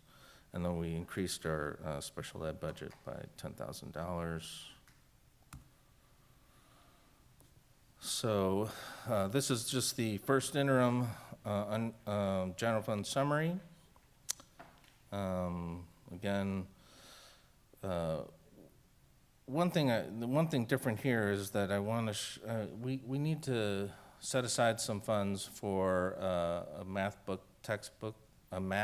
textbook adoption, so I'm reserving some money for that. We don't have the figures on that exactly, and it could be more than $1 million, but I thought that was a nice round number at this point. And then I believe it's a board policy, I don't know, you guys can tell me, but we have a 3% mandatory reserve that we have to keep, but I believe this district has a 1% more than that. So I'm just showing you what that amount is, and then that keeps us at the 10% reserve percentage level that we need to be at. Here's the projection, and again, the difference here are in the out years. For 23-24, for 24-25, so it's kind of below the line, but I want to reserve for a future salary compensation increase. And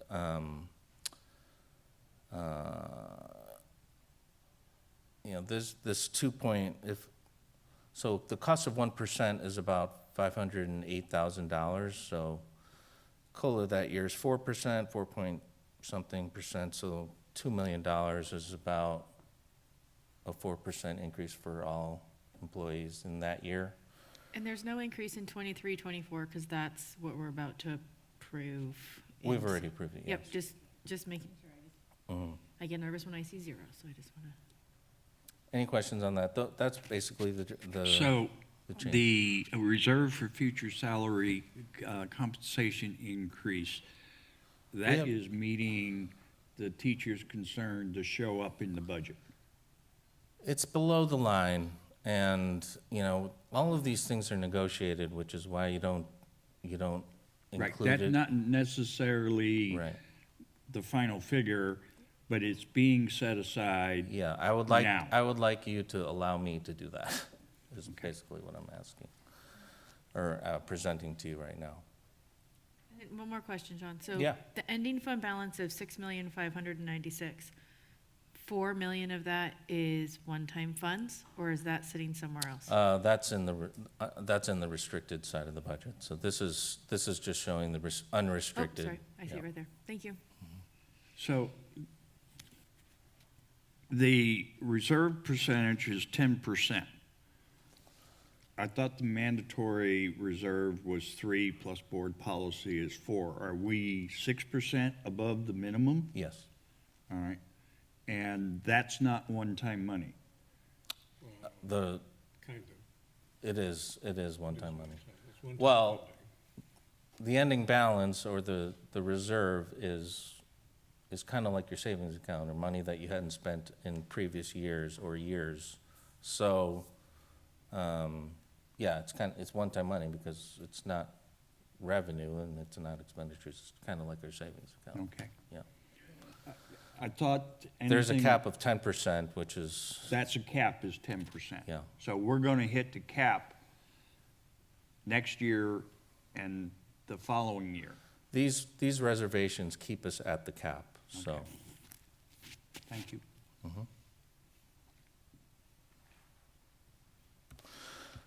So this is kind of a new slide. I presented something similar for last year at the Budget Advisory Group, but I just wanted to show you kind of the changes throughout the budget cycle. I've reported to you now 3 times for this budget year.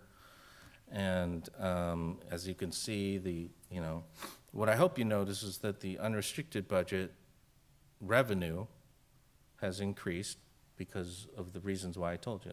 The increased COLA, the COLA investment, and now the ADA we've gone from $66.4 million to $70.4 million just since we adopted the budget in June. And the restricted side of the budget is kind of all over the place. I know in the 45-day, I introduced that we were getting 2 new restricted resources, the arts and music, and that's what bumped it up to 23. But we're not going to spend all of that new money yet this year, which is why we're only showing you a portion of that. and then as accordingly, the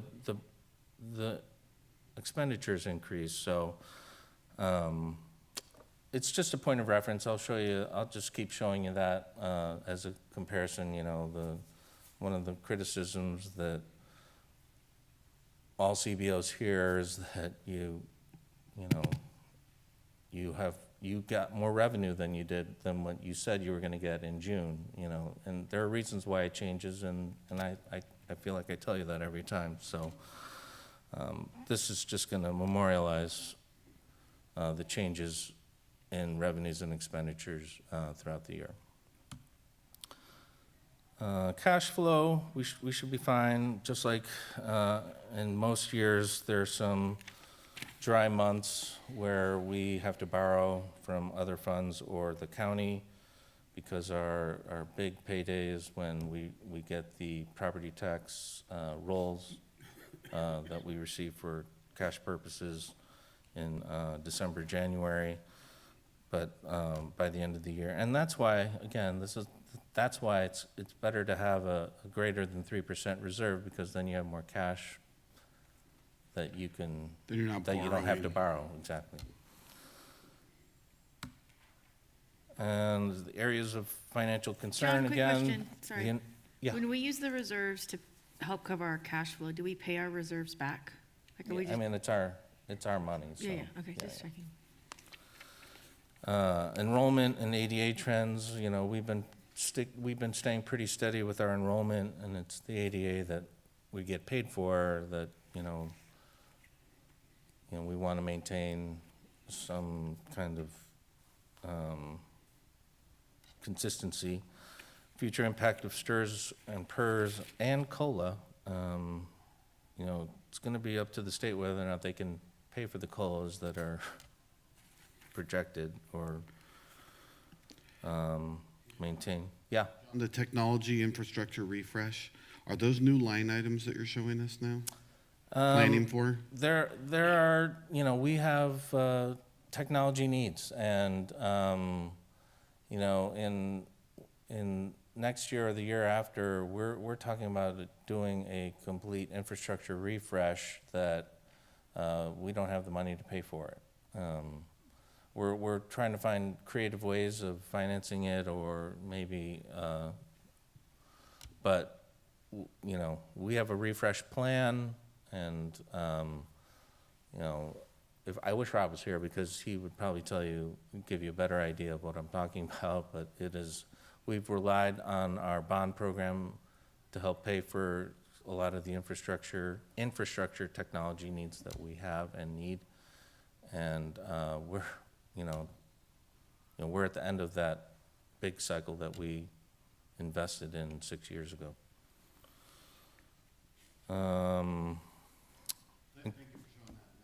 Yeah, thank you. Thanks for asking. Increases in general cost of doing business, you know, we're talking about inflation there. It hits everyone, including us. You know, we're seeing big spikes in the cost of our utilities, which I got to keep an eye on. As an example, all kind of operational costs have increased over last year and definitely the year before. So again, you know, we got to be prepared for an inevitable economic downturn, and we don't know what future collective bargaining is going to bring. But I'm happy to report that we self-certified, qualified second interim, which caused us to have to do some more reporting last year, even though, you know, we knew that in June that we were probably going to be okay. So I'm happy to report that I would like to self-certify positive. We can pay for our, we can meet our financial obligations for this year and the subsequent 2 years at this point. Any other questions? How did I do time-wise this time, Trustee? It was more than 10 minutes. Yeah, but he's justified because of our questions. And I've got another question I did not see on the financial concerns. How's the district doing? Do we have any significant backlog in deferred maintenance? Oh, we always do. We always do. But we have a, I believe I saw that the superintendent shared with you our immediate plans for some of the projects that we want to do, and we can pay for those. So, Okay. and we probably should talk about going out for a bond, but we have a parcel tax that we want to pass as well. So, Now you tell me that I'm president, this is what we're doing? Yes. You know, Okay, take it back. the cycle is we've done 3 bonds and spent a lot of money on facilities. The forecasting unit is looking, because we don't have a whole staff of facility people, we have Josh, to look at all the facilities forecasting out and, when do you replace, parts of those buildings? It's more than just roofs. It's heating and air conditioning. And, as I look at the house that I live in now and the maintenance it needs, and if you just extrapolate that to school district, or the number of assets in the buildings and our trucks and vehicles that we fix things with, and et cetera, we're in the business of educating kids oftenly and not forecasting running all the campuses that go along with it. So we've had highs and lows over the last, while I've been on the board, where, things are totally falling apart and you're putting it together with duct tape, and then we spent a whole bunch of money on facilities and it all looks good. But at the same time, it's like, how many more bond issues will the community support, within your tax base? I mean, there's consultants that will tell us that, and the saturation index. So it's a slippery slope to try to do all that. So to answer your question, yes, there's going to be always ongoing maintenance cost, and we don't have the staff to, and we've never had the staff to do a real good job of forecasting and saying, okay, like you say, when these laptops go, when the servers go, when the infrastructure go, when the technology changes, and you're kind of forced into that. Unfortunately, we're not a private industry, and we don't raise funds that way. It comes from the state, and that's all focused towards ADA and paying teachers. So kind of the infrastructure is kind of a second boat, and thank you to our community for passing those bonds issues. And they're fairly easy to pass at 55%, but I mean, there'll become a saturation of index where people. Plus, especially if we're going into an economic downturn. Right. Yeah, it does start with a survey. We could get the pulse of the community to see, if we package it right. I would love to see us put up solar at our sites, and that would benefit not just us from a green standpoint, but it would save the general fund a PG&E bill, which. Well, and that's why I use the term significant, because you're always going to have maintenance needs. Yeah. So if you envision A, B, C, D level, the C is really, you never want to get down to the C. Right. On it.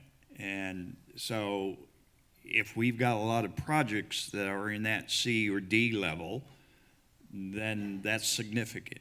If most of our projects are still up in that A and B range, we're okay. Yeah.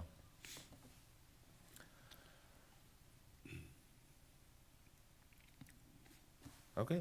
Any other questions?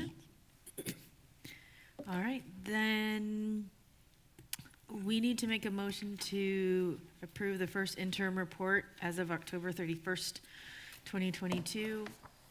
Do I have a motion?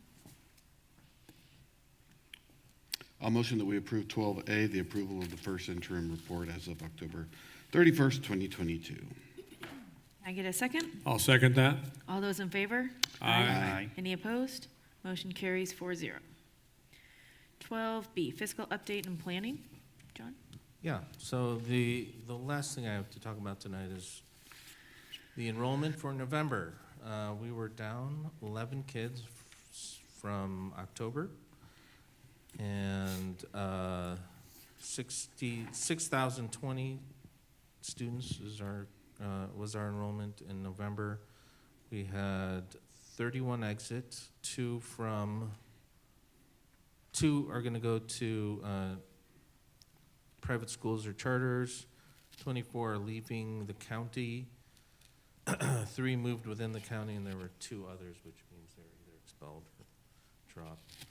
And then we had 20 enter, 2 from charter or private schools, 4 from out of county, and 6 from within the county, and then we had 8 other, I don't have an explanation for, but it's a net of 11 Great. Students leaving. It's still uncanny that we have a higher enrollment than 2 years ago. Agreed. When the consultant came in and said how we were benefiting from a perfect storm here, as opposed to everyone else. Exactly. Does the VLA funding run out at the end of this school year, or do we have one more year of VLA funding? VLA funding is really just, we're using some of the one-time money to support that, and it's really a decision whether or not we want to continue the program or not. But when the board approved the VLA, it was last year in this school year. Is that right? We had approved it for 2 years. Is that, sorry, I said funding, but I meant like. Yes, and, you know, and the number has decreased, most of the kids are in school, but, you know, these are families that have specifically asked to stay remote. Okay. The other thing, John, that I think we have to keep our eye on is the out-of-the-county transfers, and if that trend continues, I don't know if we can determine if that's part of the economy starting to turn a little bit, and people moving elsewhere for, you know, living accommodations, because prior to this time, when we had it back in 2008 or 2009, when we had serious downturn, it had a major impact on enrollments, but hopefully that will somewhat be steady. That has the most information that I have of the 24 kids that left to out of county are, geez, there's several out of state. The closest county that I see is San Anselmo, which is 1 kid left for Right. for that. So most of them are leaving the state or Right. definitely a neighboring county. Yeah. That's a big indicator for our ADA, for our enrollment, so. And then maybe next month, could you just tell us how our ADA is doing? Like what percentage we're kind of at, give or take? I will definitely have some information about that because the P1 reporting period is right around now. So, Thank you. All right. Any other questions for John? Okay.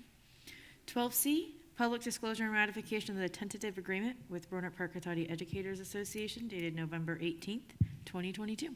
Yes, so before you, you have the agreement for the 2023-2024 school year, which is a 5.38% increase in compensation for our RIPSIA members. And we concluded, you know, we waited a little bit to conclude the negotiations this year, and we came to an agreement in November. And I just want to thank the district team as well as the RIPSIA team for working on this and getting this done. Okay. Any questions or comments? All right. I make a motion to approve 12C, public disclosure and ratification of the tentative agreement with RIPSIA dated November 18th, 2022. Can I get a second? I'll second that. All those in favor? Aye. Any opposed? Motion carries 4-0. 12D, public disclosure and ratification of the tentative agreement and memorandum of understanding with Service Employee International Union. So similar, here's the agreement for SEIU for the 23-24 school year, 5.38%. Again, thanking the teams for the work. Yeah, wonderful. Any questions or comments? All right. I make a motion to approve 12D, public disclosure and ratification of the tentative agreement and memorandum of understanding with Service Employees International Union. Can I get a second? I'll second that. All those in favor? Aye. Any opposed? Motion carries 4-0. E and F have been removed. For items 12G, H, and I, these are first readings. Is there any questions or comments or discussion about these? Otherwise, we're just going to go through these three. Great. So first reading of 12G, first reading of BP 6164.2, Guidance Counselor Services. 12H, first reading of BP and AR 6178, Career Technical Education. 12I, first reading of BP 7110, Facilities Master Plan. 12J, second reading of BP 6174, Education for English Learners. Seeking approval tonight. Again, we are seeking our most current legislation, and this is our Education for English Learners, and is part of the FPM process. Great. Any questions or comments? All right. Can I get a motion to approve 12J, second reading of BP 6174? I move that we approve the second reading of BP 6174, Education for English Learners. Can I get a second? I'll second that. All those in favor? Aye. Any opposed? Motion carries 4-0. 12K, second reading of BP and AR 5116.1, Interdistrict Open Enrollment. Yes, these policies reflect current legislation, and it really helps us to determine when we have interested folks and kind of the process that we have to use to admit folks from the outside as well as take care of our own students. So this is a seeking approval tonight. Great. Can I get any questions or comments? All right, can I get a motion to approve 12K, second reading of BP and AR 5116.1? I move that we approve 12K. Can I get a second. Great. All those in favor? Aye. Any opposed? Motion carries 4-0. 12L, acceptance of gifts and donations to schools and district. Well, we have a wonderful donation from the Cotati Accordion Festival being made to Thomas Page Academy for $5,000. Great. That's fantastic. Thank you to the Cotati Accordion Festival. I always know it's a fantastic and fun time out there. I I move think that Oliver we on accept the Park can gifts hear. and donations for schools. Okay. Did you make a motion, Cassie? Yes. Okay. Can I get a second? I'll second that. All right. All those in favor? Aye. Any opposed? Motion carries 4-0. Item 13, reports. There is no public comment. So 13A, board member reports and future agenda items. Trustee Nelson. Let's see. The Nelson family is knee-deep already in the wrestling season.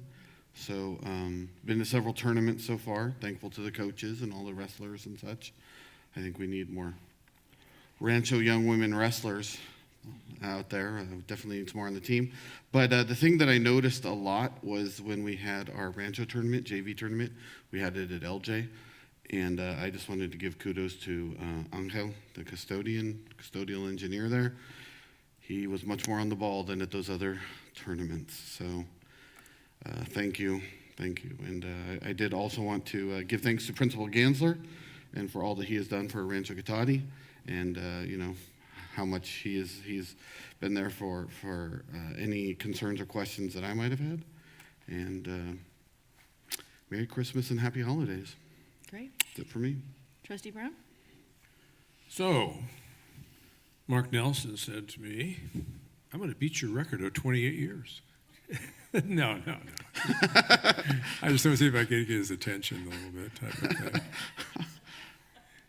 So it'll be 32 years and it's not a record. The reason I do this is I have a strong belief in education and a strong belief in the foundation of our students in our community. And one example I want to talk about, this morning I had the pleasure of seeing my granddaughter at Hahn with 3 kindergarten classes doing the gingerbread man play that was just outstanding. And what was special about that was, as I was watching not only the students and my individual granddaughter, because there's a little special there for that, but the teachers, and watching all the work that they put into that, and their heart and their soul, and I believe our granddaughter's teacher rumored is she's going to retire this year.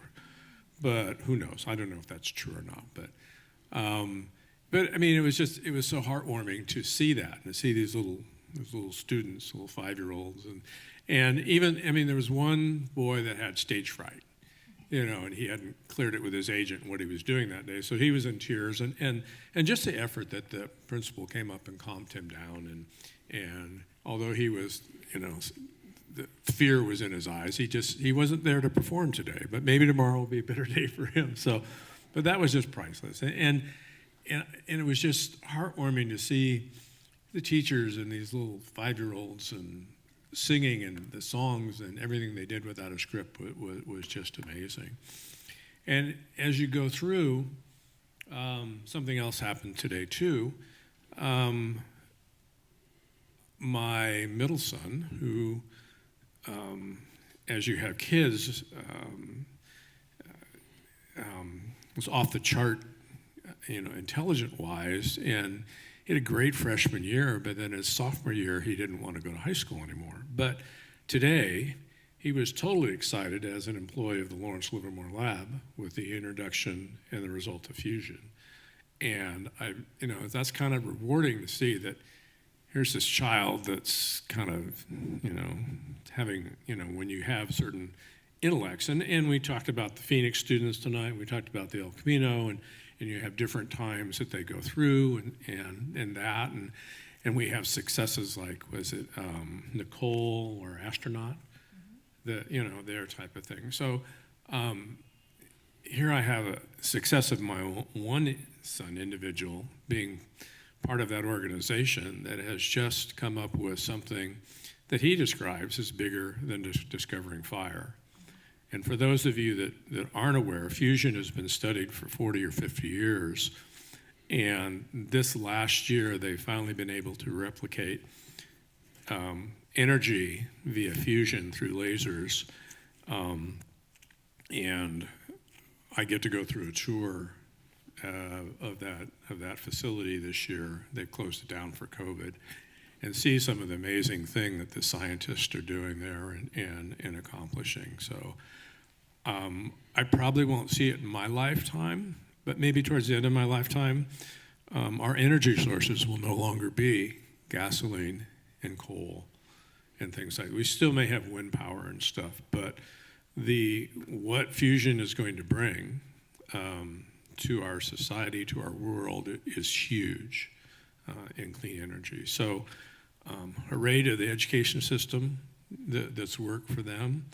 Hooray to the teachers and the principals and the staff that make this a learning, you know, structure, and trying to make it learning for everybody, because we all learn in different ways and stuff, and it's a big, huge job. So this is a great day for me, even though Mark might think I'm crazy at 28 years.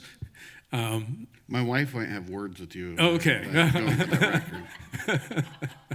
You're only on 2, Mark. You got a long ways to go. So it's rewarding, and it's rewarding to see students, you know, and as I go back in my trails through life, I've seen what technology has done, and what, you know, I'm a sports person, but yeah, the 49ers are doing good, and their quarterback is winning. Yeah, that's all good. But the real winners for me is like the MIT, Stanford person who was using AI, artificial intelligence, and to solve MS. Another contractor friend in Calistoga, whose son is one of the leading AI people in the world, and some of the things that the good causes they're doing that, not tracking, you know, what you're looking at the internet and trying to sell you, you know, something that you're, you know, doing that kind of stuff, or whatever. So those to me are the successes in this world, the people that are doing things to solve and make life better for people.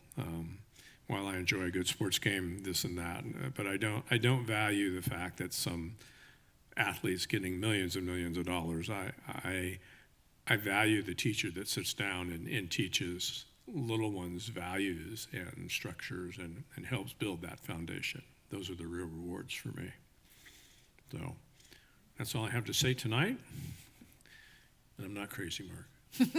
Well, maybe not for being on the board. Yeah, but. right. All right, Trustee Alba?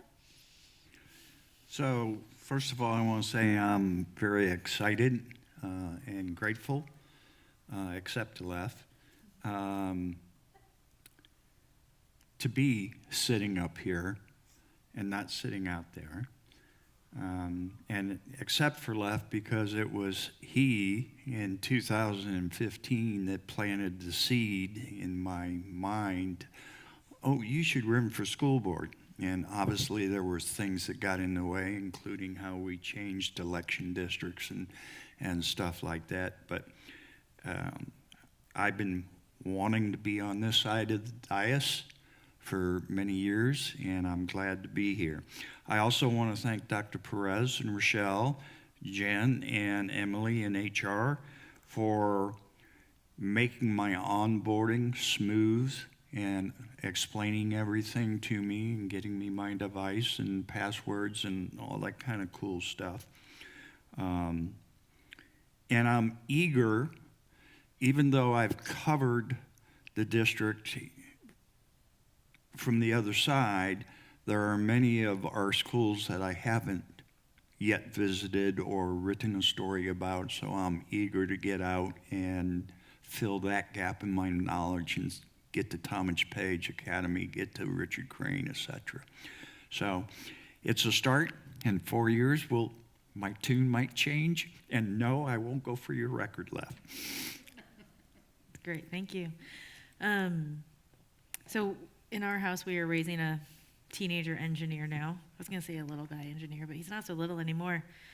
So when Trustee Brown was talking about the Fusion announcement this morning, I got a big "I told you so, Mom" from my teenager in my house saying, "See, I told you this was going to be possible. I told you this was going to be the future." And so it's very exciting. So that's very awesome. And it's going to, well, in his mind, it's happening tomorrow, but he's 14. So went to the LCAP meeting Tuesday, last week.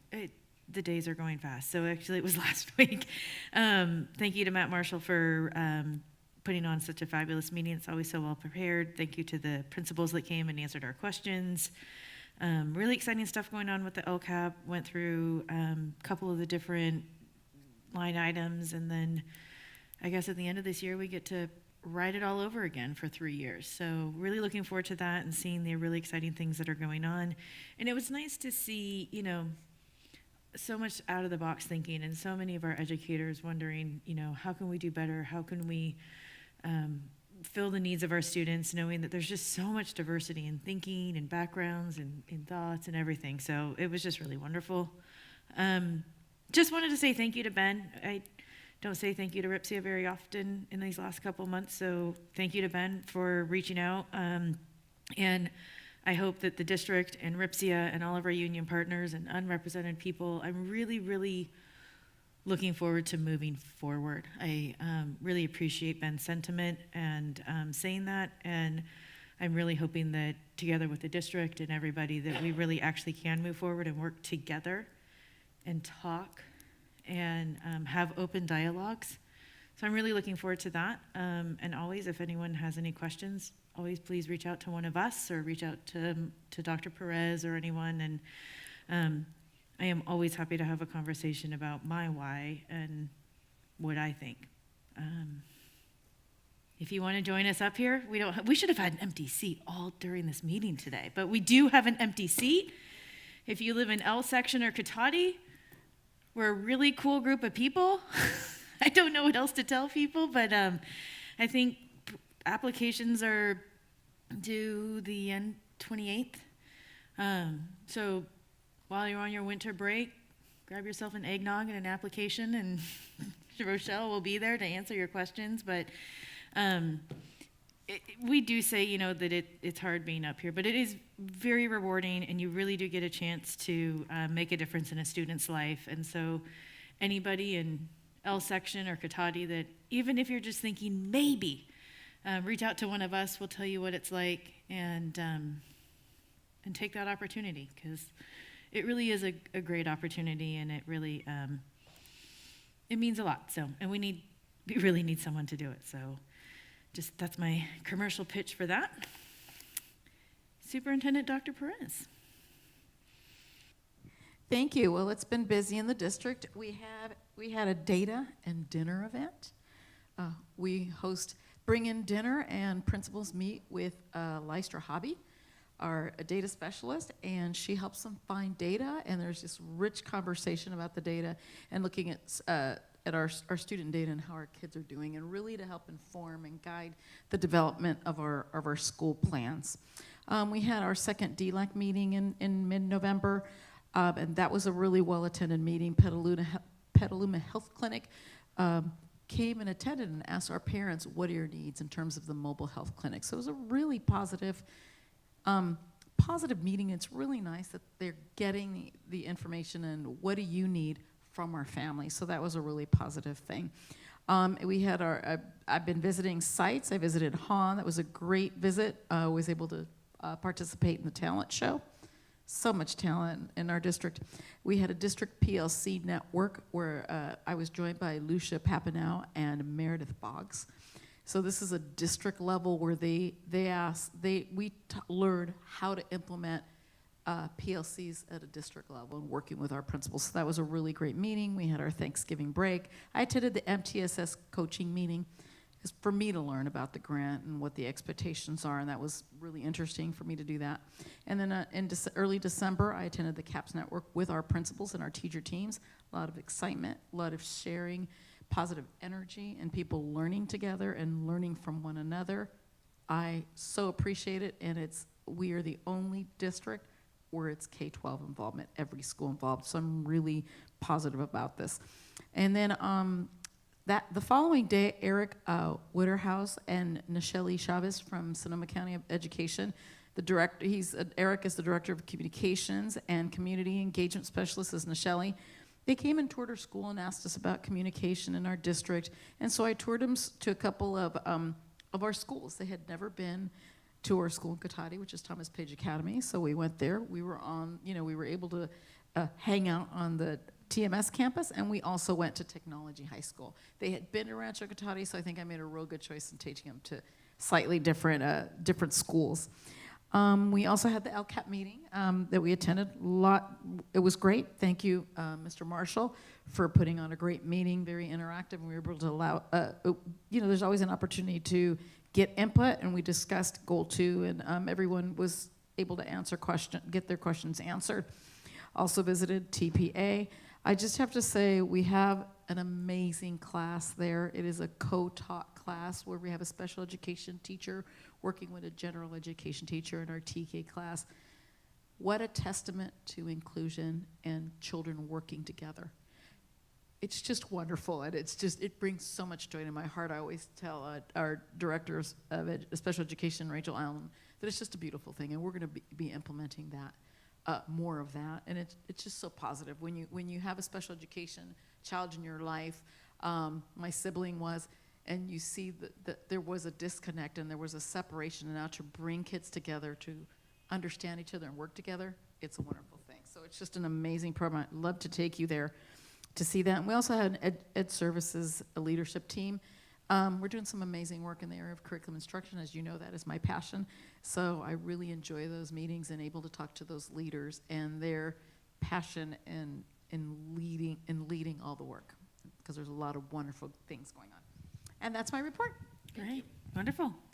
Well, I hope everyone has a wonderful winter break. And with that, we will adjourn the meeting and see you next year.